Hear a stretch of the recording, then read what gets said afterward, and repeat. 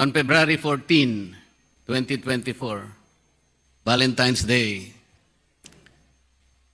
my heart was broke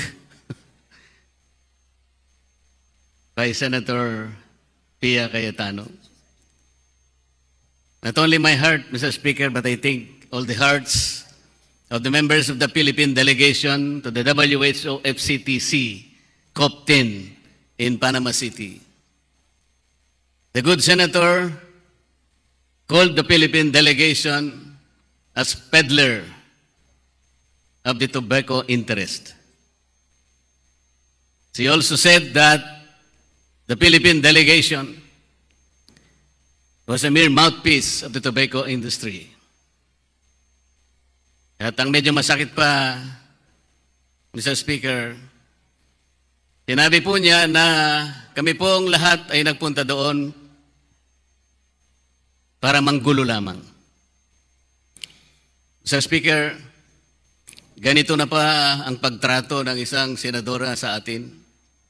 Wala na po ba yung ating pinakaiingatang interparliamentary courtesy? Kung sa bagay, marami na rin po akong narinig itong mga nakakaraang linggo bago pa po kami tumulak papuntang Panama. Pero hindi po ako naniwala na pati po yung pagpunta namin doon para ipagtanggol natin ang karapatan ng ating bansa. Lalong-lalo na po yung dalawang batas na ating ginawa sa kapulungang ito. I'm referring to Republic Act 9211 and Republic Act 11900, Sir Speaker. Sana po ay nabasa ni Senator Pia Cayetano yung declared policy ng dalawang batas na yon. Sinasabi po doon, Mr. Speaker, na while the state is conscious and responsible in maintaining the health of its citizens, it should also do it mindful of the general welfare of the people, especially the stakeholders of the tobacco industry. Ang ating pong dalawang batas, Mr. Speaker, is talking about balanced policy. Kaya po, ang ating pong rehimen ay regulation, hindi po control, hindi po ban. Kaya po ako sumama sa delegation, Mr. Speaker, para malaman ko po kung paano tinatrato in global stage, lalong-lalo na sa FCTC. Ito po yung Framework Convention on Tobacco Control, na ito po ay side-by-side na ginaganap sa pamamutnubay ng WHO. Sinabi po ni Senator Pia Cayetano na nanggulo po kami. Hindi po, Mr. Speaker. Malayo po na gagawin ng Philippine delegation yun. Siguro po ang kanyang binabanggit ay yung punto na pinagtatalunan na po yung agenda number 9 and 10 ng FCTC, na kung saan ay binabanggit yung facilitation po ng implementation ng regulation and disclosure of the contents and emission of tobacco products. Pinamimili po ang mga delegates sa dalawang bagay. Unang-una, suspended po yung working group. Ang working group po ay binubuo ng state parties. Mga bansa po ito, Mr. Speaker, na miyembro ng FCTC. Suspended po yung kanilang mandate. At yung kabilang banda, gustong mangyari po ay mag-establish ng expert group para sila po ang gumawa nung gawain ng state parties consisting of the working group. Ang sabi po ng Philippine delegation, Mr. Speaker, hindi po pwedeng ganun. Sabi namin, there are certain legal principles that cannot be compromised under the appeal of flexibility and consensus. We need to tell them, Mr. Speaker, that the expert group must be subordinated to the primacy and the dominant role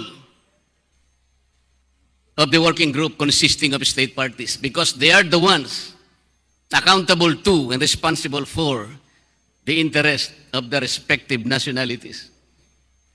We have to tell them, Mr. Speaker, that the working group has the mandate. And the working group is the one that will provide the personality and the legitimacy of the work of the expert group. And therefore, the working group cannot arrogate upon itself that mandate exclusively refers to the working group, they being the members of the FCTC. Otherwise, we said, Mr. Speaker, we will be putting the cart before the horse. Technically speaking, they will be sacrificing the authority of the state parties in the altar of the agents of the WHO. Hindi po kami ng gulo, Mr. Speaker. Inilalaban lamang po natin yung ating mga batas na ginawa natin. Sapagkat nakalagay naman po sa charter ng FCTC na ang panuntunan nila that the provisions of this convention shall be subject and in accordance with the national laws of the member countries. May isa pa pong tagpo na nagkaroon ng konting pagtatalo. Kasalanan naman po kasi ng mga bansa na hinaluan ng politika yung aming discussion, Mr. Speaker. Nagsimula po nung unang araw, binibigyan ng pagkakataon na mag-ulat ang bawat bansa kung ano na ang kanilang mga ginawa tungkol sa kanilang implementasyon ng tobacco control.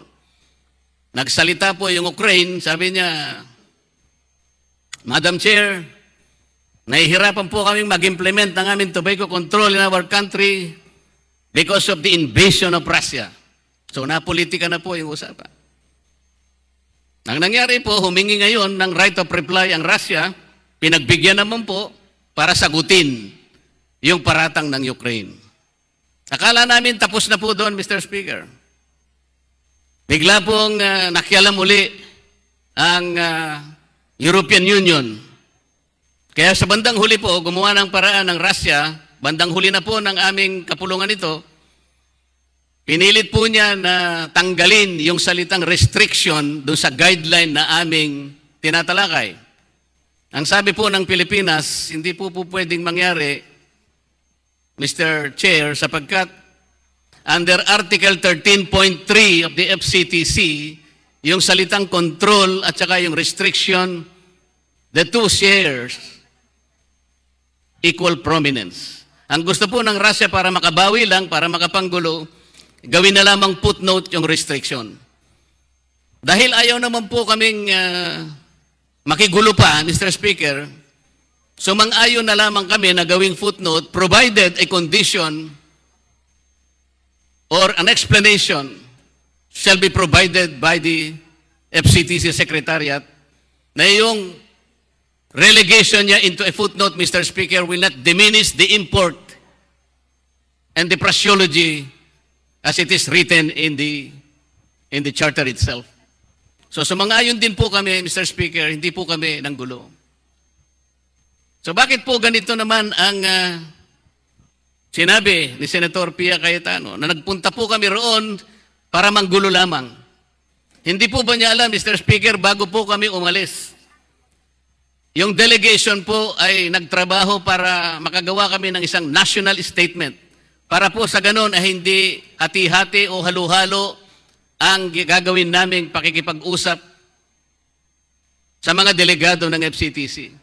We worked for about 2 weeks, Mr. Speaker, bago kami umalis for us to be able to maintain a unified statement on the basis of our national policy. Paano po kaya, Mr. Speaker, kung si Senador Cayetano ang pumunta roon? Para ko nang nakita, Mr. Speaker, ibinenta niya siguro yung 2 batas na ginawa natin, pinagsakitan natin. Nagagalit siya sapagkat binigyan tayo ng dirty ashtray for the 5th year, Mr. Speaker. Para sa akin po, Mr. Speaker, mamatamisin ko na magkaroon tayo ng 1,000 dirty ashtrays. Kaysa magkaroon po tayo ng isang kabaong na doon ilalagay ang kabuuan ng tobacco industry, kasama na po ang mga magsasaka at mga stakeholders na nakikinabang sa industriya ng tabako dito sa ating bansa. Sana po ibawiin ni Senador Cayetano ang kanyang mga sinabi, Mr. Speaker. Sapagkat hindi po magiging mabuti sa pagitan ng dalawang kapulungan na dapat sana ay magsama para sa ikagaganda ng gawain natin sa paggawa ng mga batas para sa interes ng naghigit na nakararami. Maraming salamat po, Mr. Speaker. Umani naman ito ng iba't ibang reaksyon mula sa ating mga netizens. Ayon kay Raimo Pansalan, Mr. Marcoleta, masakit talaga ang katotohanan, Miss Cayetano just telling the truth and it's hard to swallow the truth. Pahayag naman ni Joel Castor, Health of Filipinos over Income of Philippine Government from Tobacco and Vape, ano ang mas matimbang? At ito naman ang saloobin mula sa ating kababayan na si Bit Mats, I appreciate the Cayetano Senator siblings. They are brilliant and trustworthy lawmakers, keep up the good work. We can just rely on you and to some very few other senators. Mga kababayan, feel free to comment below para maglabas ng saloobin sa balitang ito.